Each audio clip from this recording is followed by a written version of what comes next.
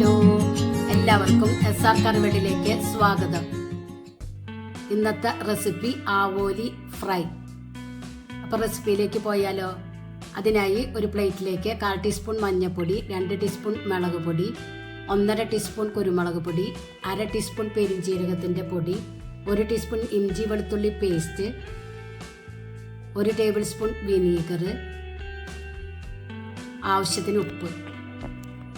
നല്ലവണ്ണം മിക്സ് ചെയ്തെടുക്കാം. ഇതിലേക്ക് ഒരു ആവോലി മുഴുവനായിട്ടാണ് എടുത്തിരിക്കുന്നത്. അത് നല്ലവണ്ണം വാഷ് ചെയ്തെടുക്കുക.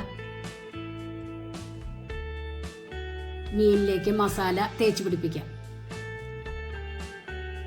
മസാല നന്നായി തേച്ച് പിടിപ്പിക്കണം, എന്നാലാണ് മീനിൽ പിടിക്കുള്ളൂ.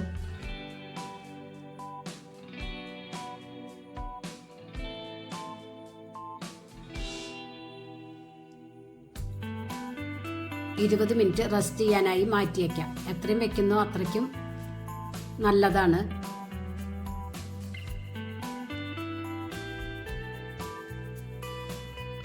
അപ്പോൾ 20 മിനിറ്റ് കഴിഞ്ഞ് ഇനി ഇത് പൊരിച്ചെടുക്കാം. അതിനായി ഒരു പാനിലേക്ക് പൊരിക്കാനായി കുറച്ച് വെളിച്ചെണ്ണ ആഡ് ചെയ്ത് കൊടുക്കാം.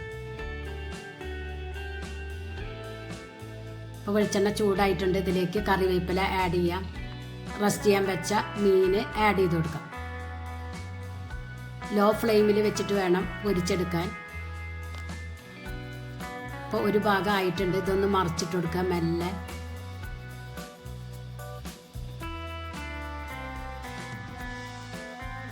ഒന്നും കൂടെ മറിച്ചിട്ട് കൊടുക്കുക. നല്ല മൊരിഞ്ഞ് ക്രിസ്പി ആയിട്ട് വേണം എടുക്കാൻ. ഇപ്പോൾ 2 സൈഡും കുക്കായി വന്നിട്ടുണ്ട്. നല്ലവണ്ണം മൊരിഞ്ഞിട്ടുണ്ട്. ഇത് നമുക്കൊരു പ്ലേറ്റിലേക്ക് ആഡ് ചെയ്ത് കൊടുക്കാം. ഇനി ഇതിലേക്കൊരു സാലഡ് ഉണ്ടാക്കാം. അതിനായി ഒരു സവോള എടുത്തിട്ടുണ്ട്. ഇത് നൈസായി കട്ട് ചെയ്തെടുക്കാം.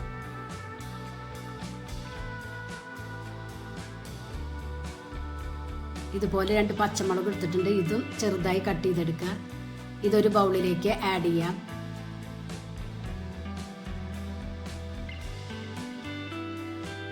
ഒരു 1/2 ചെറുനാരങ്ങ അതിലേക്ക് പിഴിഞ്ഞൊഴിക്കാം.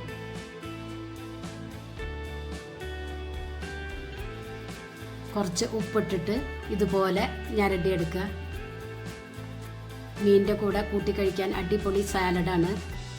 എല്ലാവരും ഇതൊന്ന് ട്രൈ ചെയ്ത് നോക്കി ഫീഡ്ബാക്ക് ഒന്ന് അറിയിക്കുക.